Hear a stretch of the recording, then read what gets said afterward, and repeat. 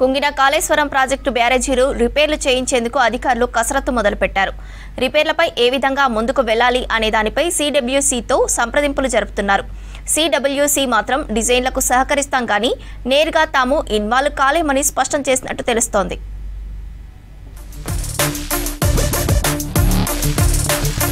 కాళేశ్వరం ప్రాజెక్టులో భాగమైన మేడిగడ్డ, అన్నారం, సుందిళ్ల బ్యారేజీల రిపేర్లకు కసరత్తు చేస్తున్నారు అధికారులు.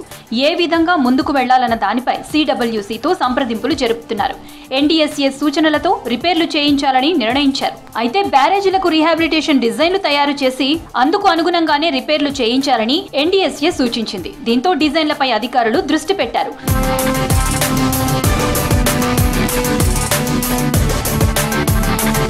బ్యారేజీలకు రీహాబిలిటేషన్ డిజైన్లు ఇవ్వడంలో సెంట్రల్ డిజైన్స్ ఆర్గనైజేషన్ వింగ్ చేతులెత్తేసింది. దీంతో సిడబ్ల్యూసీతోనే డిజైన్లు చేయించాలని ప్రభుత్వం నిర్ణయించింది. అందుకు సిడబ్ల్యూసీ విముఖత వ్యక్తం చేసినట్లు తెలిసింది. అవసరమైతే డిజైన్లకు సహకరిస్తాం కానీ నేరుగా తాము ఇన్వాల్వ్ కాలేమని అధికారులకు స్పష్టం చేసినట్లు తెలుస్తోంది. సిడిఓ నుంచో లేదంటే ఇతర ఏజెన్సీల ద్వారానో డిజైన్లను తయారు చేయిస్తే వాటిని పరిశీలిస్తామని, సాంకేతిక సహకారం అందిస్తామని సిడబ్ల్యూసీ అధికారులు చెప్పినట్లు సమాచారం. ఆ సహకారం అందించేందుకు ప్రభుత్వంతో ఒప్పందం చేసుకునేందుకు సిద్ధమని తెలిపింది.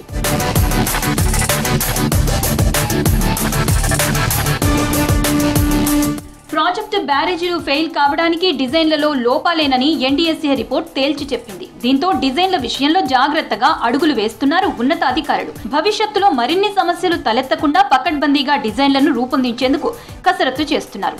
అంతర్జాతీయ సంస్థలతో డిజైన్లు తయారు చేయించాలని నిర్ణయించినట్లు తెలిసింది. 1-2 రోజుల్లో రీహాబిలిటేషన్ డిజైన్లపై సిడిఓ సిడబ్ల్యూసీతో కీలక సమావేశాలు నిర్వహించబోతున్నట్లు సమాచారం.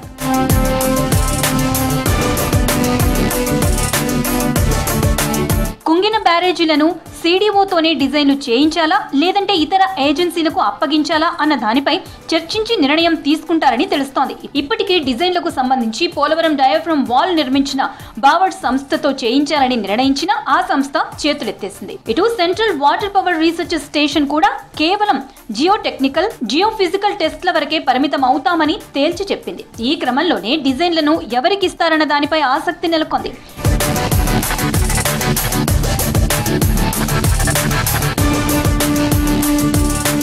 మేడిగడ్డ బ్యారేజ్ 7వ బ్లాక్ కుంగిపోవడంతో దాన్ని కూల్చి కొత్తది కట్టాలని ఎన్డీఎస్ఏ ఇప్పటికే సూచించింది. లేదంటే రిపేర్లతో బ్యారేజీకి ప్రమాదం లేదనుకుంటే రిపేర్లు చేసుకోవచ్చని తెలిపింది. దీనిపైన చర్చించే అవకాశం ఉన్నట్లు తెలుస్తోంది. 7వ బ్లాక్ కి జరిగిన నష్టం భారీ గొయ్యి ఉండటంతో దానిని కూల్చి కడితేనే మేలని పలువురు నిపుణులు చూస్తున్నారు. రిపేర్లు చేసి నిలబెట్టినా ఫలితం ఉండకపోవచ్చంటున్నారు. రిపేర్లు చేసినా గేట్ల ఆపరేషన్ సరిగ్గా ఉండకపోవచ్చునన్న అభిప్రాయాలు వ్యక్తమవుతున్నాయి. దీంతో ఏదో ఒకటి తేల్చే పనిలో అధికారులు నిమగ్నమయ్యారు.